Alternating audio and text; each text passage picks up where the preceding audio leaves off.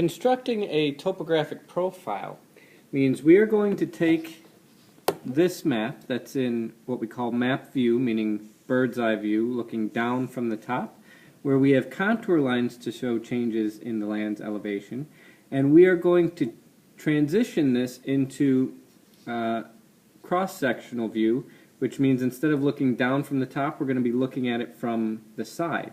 Now, this will make it easier, especially at the introductory level when you're doing it probably for the first time, make it easier for us to see hills, valleys, changes in slope that are present from the point A to point B line across here. So step one in constructing a topographic profile is to get a scrap sheet of paper, and we are going to hold it up to the A to B line, and then we're going to mark where A is, we're going to mark where B is, and everywhere that a contour line hits the A to B line, it could be different letters on different maps. For this example, it's going to be A to B. We are going to make a tick mark on our scrap sheet of paper. So I'm going to go ahead and start that now so that you can see how the process is done. So again, hold the scrap sheet of paper up, make a mark for A and a mark for B. That way, if you move the scrap sheet of paper, you can easily line it back up with where A and B are on the map. And then again, everywhere there is a contour line that hits the A to B line, we want to make a tick mark for it. You can also make one for the stream, which is the one I've just made here. And on that tick mark, you can make note that that is the stream. Could come in handy when making your profile. And then finish the tick marks. So now what you will see is that I have the A and B line set up with my scrap sheet of paper, and again, everywhere a contour line hits our A to B line, I now have a tick mark on my scrap sheet of paper. What we want for each of these tick marks is the elevation of that contour line. So it's easy to start with the index contour lines. You can see the number written right there. We transition that to our scrap sheet of paper. So again, it's helpful to hold it against the map, peel it back so you can see the elevations. So where this index contour line hits, we write the number, and both of them that hit the A to B line are 600. So we've marked that for our index contour lines onto our scrap sheet of paper. We now need to figure out for each of the thinner lines what is their elevation. We can see here we have an elevation of 700 on this index contour line. So when your index contour lines have a difference of 100, because they are 5 lines apart, that means 100 divided by 5 is 20. So each line in between them should go up by 20. So 620, 640, 660, 680, 700, it works. So as we're going away from the stream, we're going uphill, and we are going from 600 up to 700. So we will write the numbers 620, 640, and so forth on our lines there. So go ahead and do that on our scrap sheet of paper. And then we can figure out, again using our 20 meter, because we're going to be in meters on this one, interval, what we're looking at going towards the stream.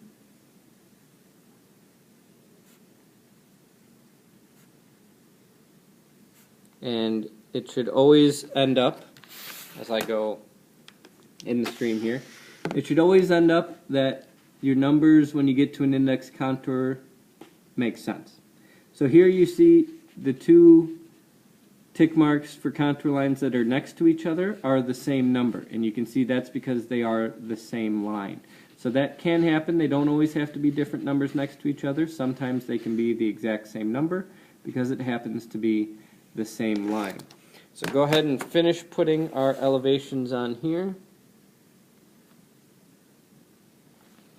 Again, based on going uphill as we move away from the stream. we then have all of our elevations on our tick marks on our scrap sheet of paper. We are now ready to move to step 2 in constructing a topographic profile. For step 2, you'll typically have a graph area on a piece of paper that has the elevations given for the major lines. And what we want to do, we will notice that the graph paper is the same width, or just about the same width, as our tick marks for A to B, is we want to go for each tick mark we made for our contour lines. This one's 680. We want to go straight up from that tick mark and make a dot on the graph paper for that elevation. So whatever the elevation is, you want to go up directly above the tick mark to that elevation on the graph paper and make a dot. So I'm going to go through and make the dots on here for each of our tick marks, and you should do the same, starting with 680 by letter A, 660, 640, 620, 600. And you might have to slide your scrap sheet of paper up and down along the graph paper. You don't have to hold it at the bottom and then go all the way up the graph paper. You can slide it as you need to. 580, 560, 540s, 560, 580, and then slide the graph paper back up. I like to do it by the 100s, but you can do it different if you choose. 600, 620, 640. So for each of our tick marks, again, I have made dots on our graph paper area, and now you can see it's much easier to see with these dots the changes in elevation. What I'm going to do is I'm going to draw a line connecting the dots. So I'm going to make my dots a little bit bigger so they stand out for you. So you can see where each dot was made. And I'm going to draw a line to connect them so we can see changes in elevation and slope as we move through here.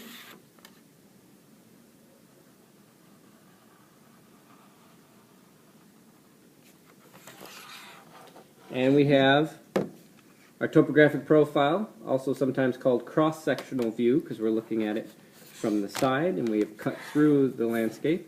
Much easier to see that the two sides of the valley have different elevations they reach, where the slopes are different than perhaps when we look at it just in map view. So we did make a tick mark for the stream on here, on our scrap sheet of paper, which we can put in the bottom of the valley there, so I'll go ahead and do that. Stream is flowing right in there, so I just put it in blue. You can make a tick mark right stream on your profile also. Either way works fine.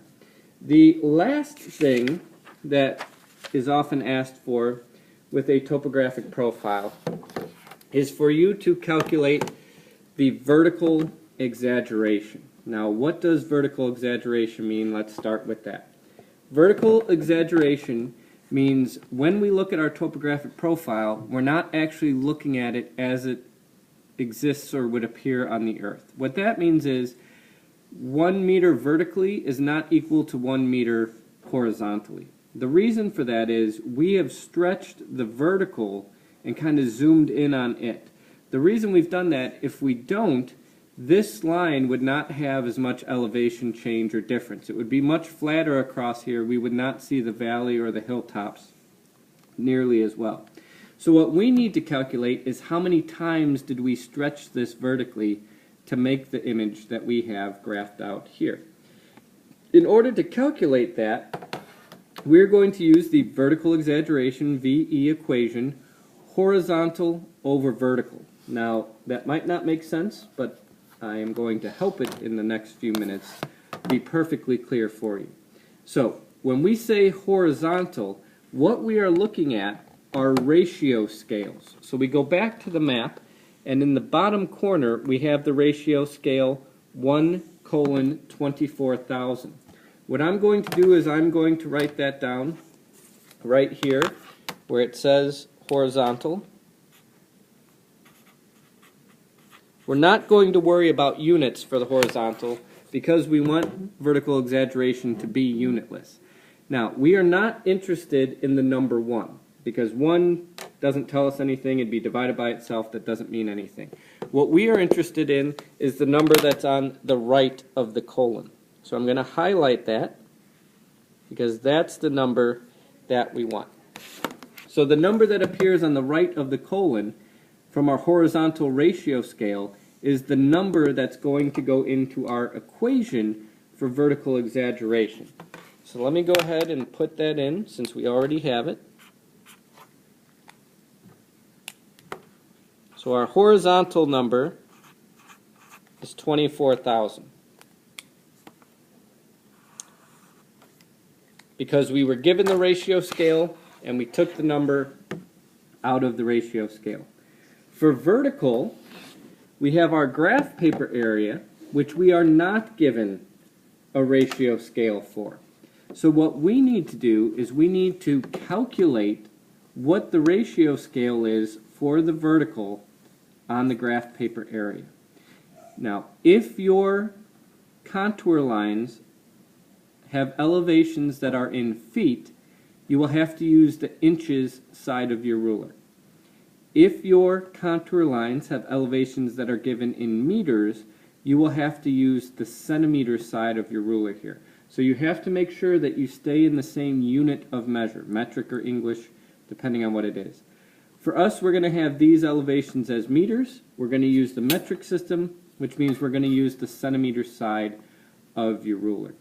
So the first step for calculating the vertical ratio scale that we're going to need for the vertical exaggeration calculation is to measure out the vertical scale.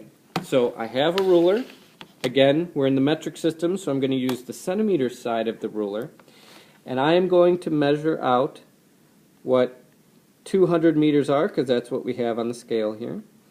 I am getting that that is 6.5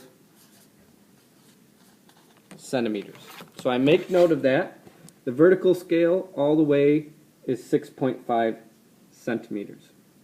So what I'm going to do is I'm going to write that where we have space for our vertical exaggeration calculation. 6.5 centimeters, and we have to make that equal to something. What did we actually measure?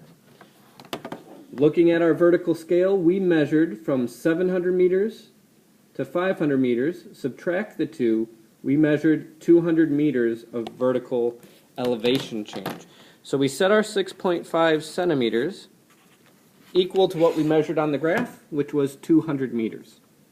Now, this is not acceptable for a ratio scale, because remember, for a ratio scale, the units need to be the same on each side.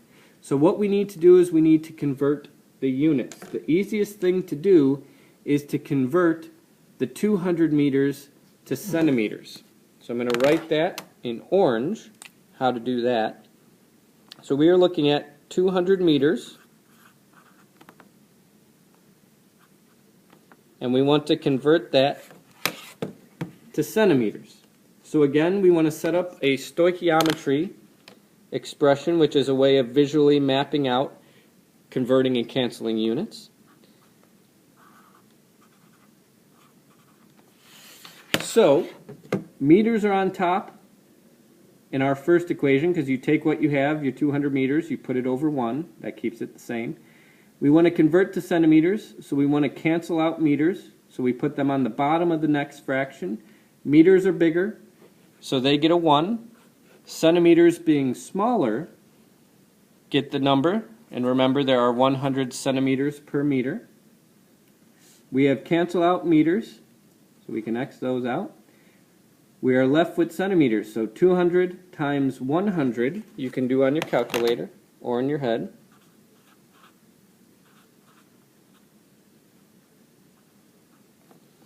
So we are looking at 20,000 centimeters. So we're going to set this up so that 6.5 centimeters is equal to 20,000 centimeters, because again we just converted these meters to centimeters. So we'll write that down. 6.5 centimeters is equal to 20,000 centimeters. What we need for our ratio scale is to have 1 on one side and a number on the other. So we need to take and divide both sides by the lower number, which is 6.5 centimeters. So I go ahead and set that up.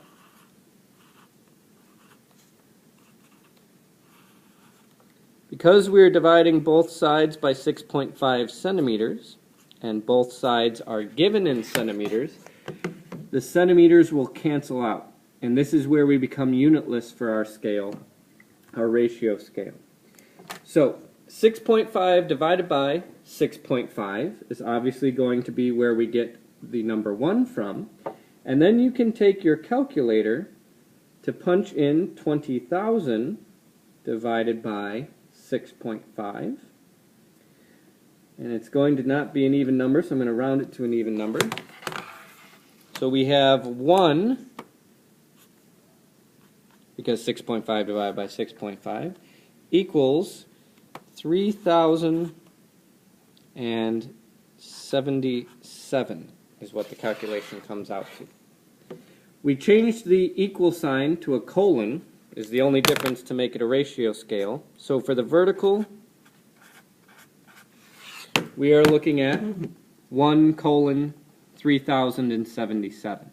Again, it's the number that's not 1, which is on the right of the colon, that we want for our vertical exaggeration calculation.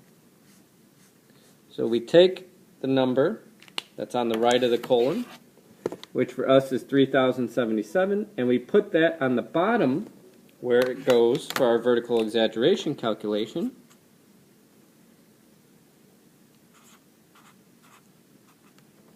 And when we do the division, which again is 24,000 from our horizontal scale, divided by 3,077 on our calculator, we find that we have stretched